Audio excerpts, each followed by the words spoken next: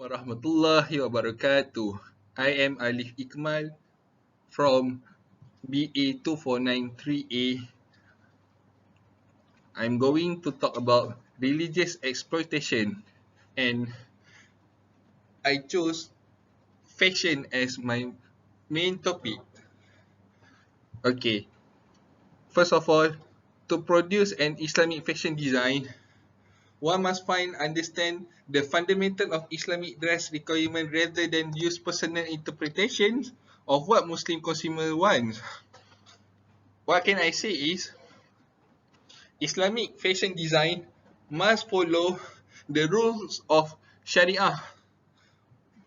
They have to understand the fundamental of Islamic dress requirement rather than use their own personal feelings, their own interests, such as they prioritize fashion more than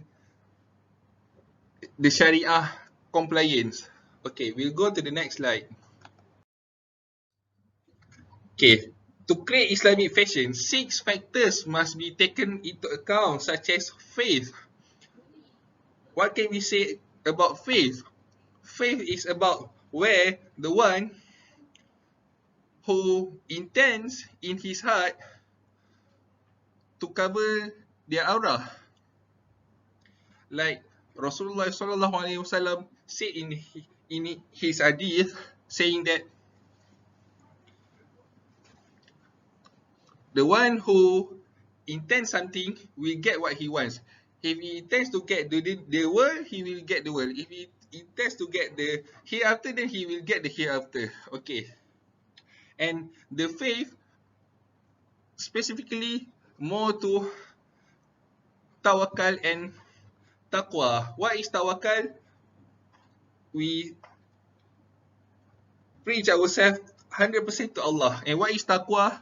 We follow Allah's commandments, follow His order, and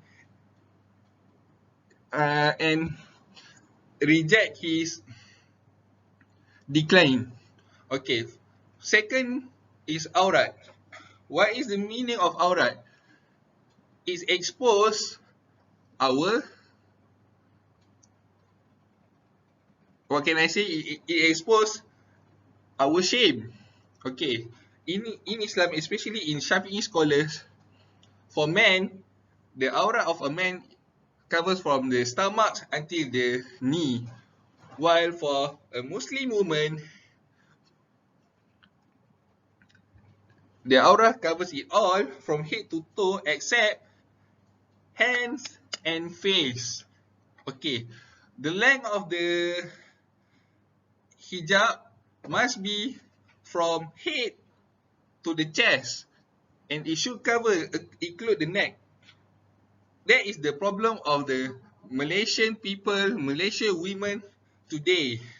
They wear the hijab like a Christian Jewries, which showing their neck without cover properly.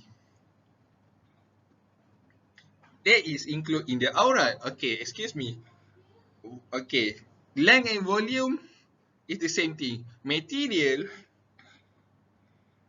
supposed to be using cotton, but today not only a Muslim people sell hijab, and non-Muslim people such as Alibaba also sell hijab. So what they do, they sell the hijab with lycra material. What is lycra? I will talk about it in the next slide. Okay, head cover, like I said before, from head to toe. On the head, we have to cover everything, including our ear, neck, hair, even this, because it's still an aura. And law is law. You cannot say, oh, it's just a head or it's just a neck. Stop being an ignorant person. You have to follow the rules of law. That is the law of Sharia. What halal is halal, what haram is haram. Inal halal nubayinu wa inal haram nubayinun. Okay, next slide. Okay, for example, the Malaysian fashion boutique that use religion as exploitation in their business is The famous one, Niloufar hijab. Why do I say Niloufar hijab? Because Niloufar sells her hijab using her popularity. She puts the price based on her popularity on that time, when she was famous because of her drama Sudi Hati Mr. Pilot, and then after that drama went to the blockbuster, she used that as a reason to sell hijab using her own name and rebrand her name. Okay, my point of view is the intention is already wrong, because she used her popularity to find income, which is totally wrong. To find income, you must follow the rules. You must have a proper intention. Okay, why the Niloufar hijab is very problem? Because their hijab is not proper in the context of aurat. The length of the hijab is very short, which is expose the breast, it expose the chest. Excuse me. Okay, the length and volume should cover the form of bust and hips, which was contradict to Niloufar hijab. Too short and does not cover the chest and sometimes showing the neck. It is true. And they sold expensive price. Okay, come on. The short hijab costs 90 ringgit, which 90 ringgit you can buy a bunch of McDonald's set. So is it affordable for someone? Is it helpful? Is it make people feel attracted to Islam? Does it make people more convenient, more eager to look beautiful in Syariah way? Okay, my answer is no. Niloufar hijab increase the burden for someone who wants to change and look better. Because why? Because of the popularity of the owner itself.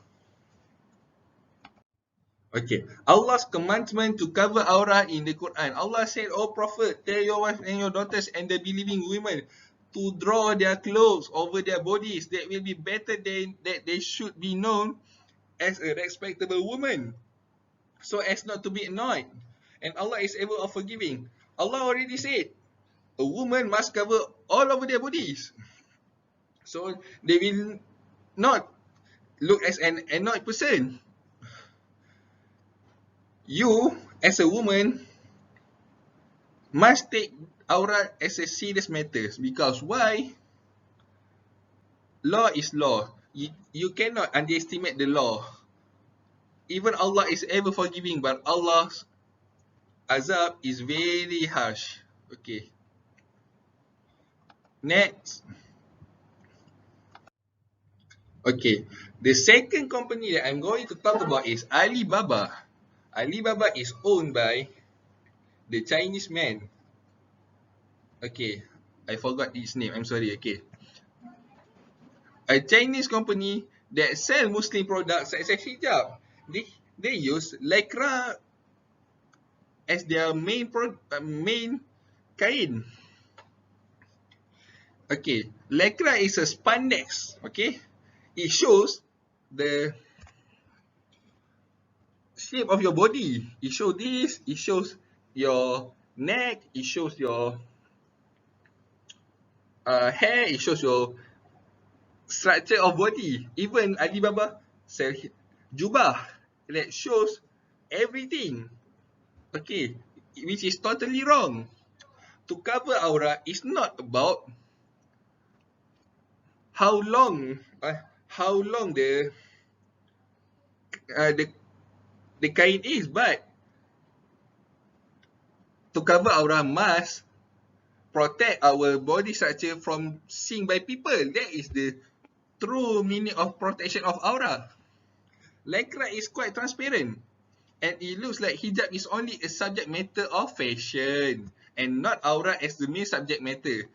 Okay, in fashion, in Islamic fashion, to sell something, aura is the main subject matter.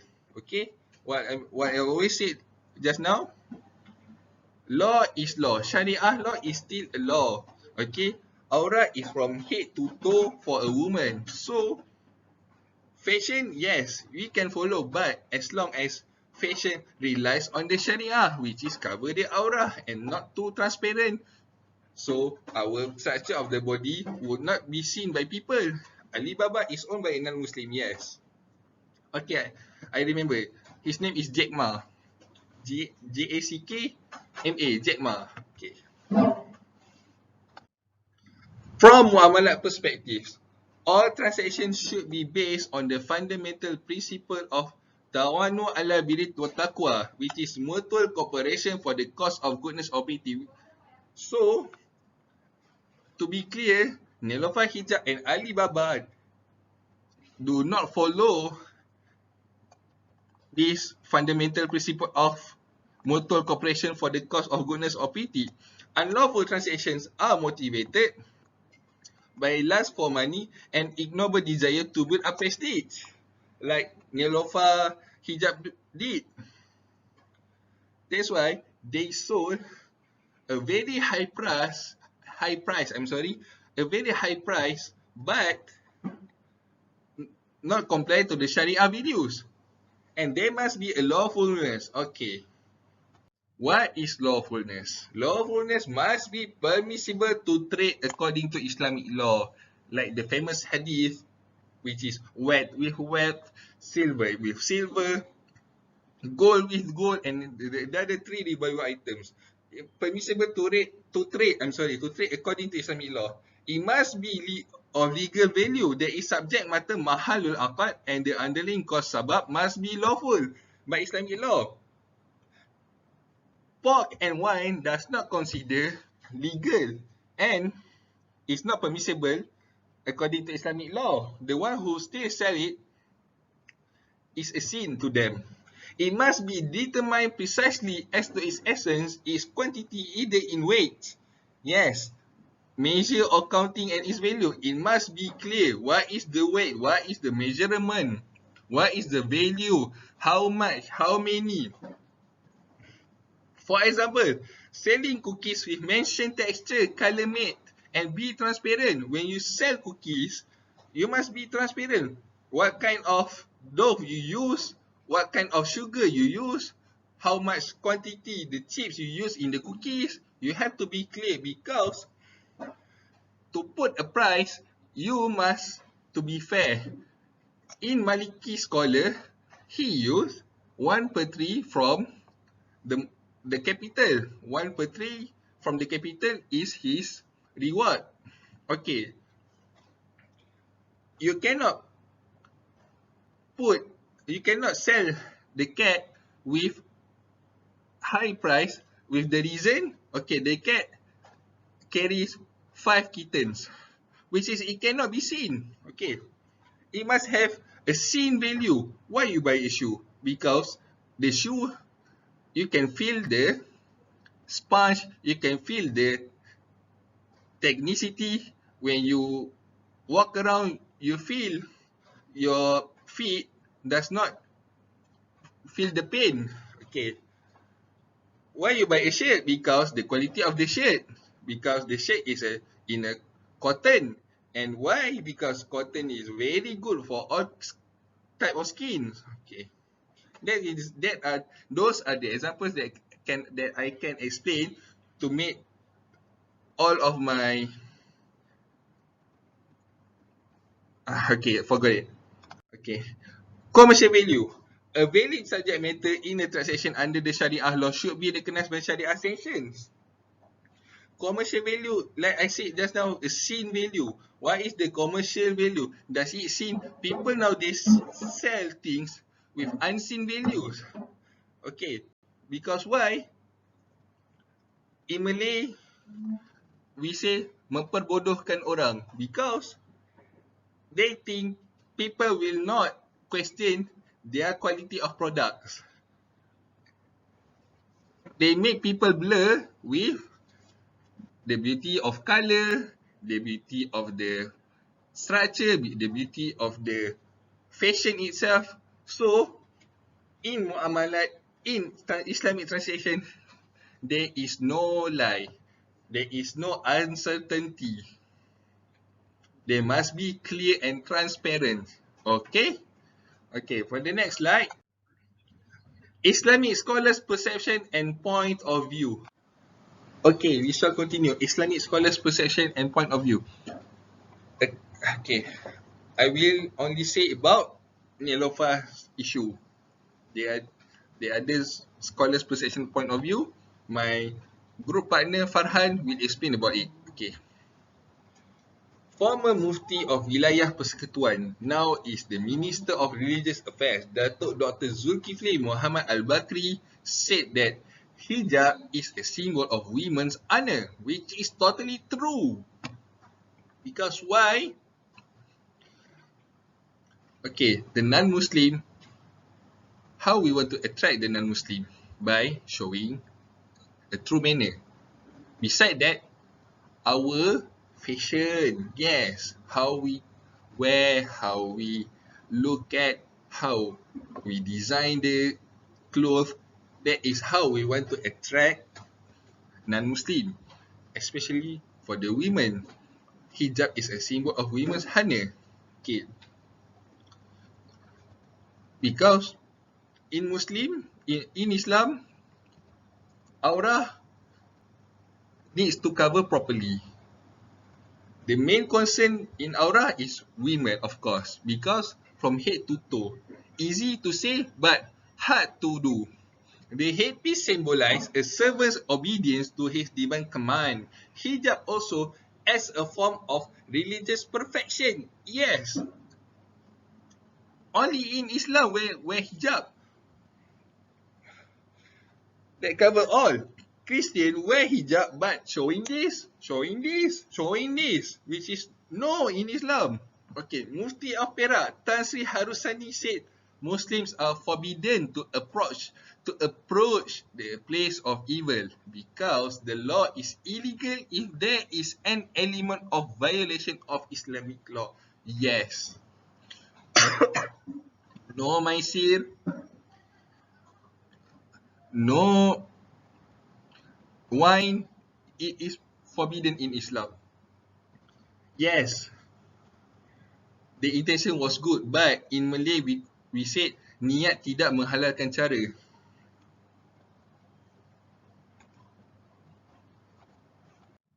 Okay, as I can conclude on my explanation and presentation, first, Islam insists upon absolute justice and fair play in business dealings. You must to be fair and must practice justice.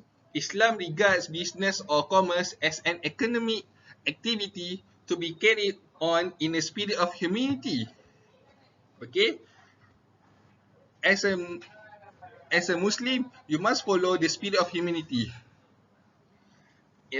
Okay, last but not least, Islam expects the buyer and the seller to look upon each other as Muslim brothers or fellow human beings. What can I say is, we must care for each other. To sell something because to help someone. Okay, that's all from me. Thank you.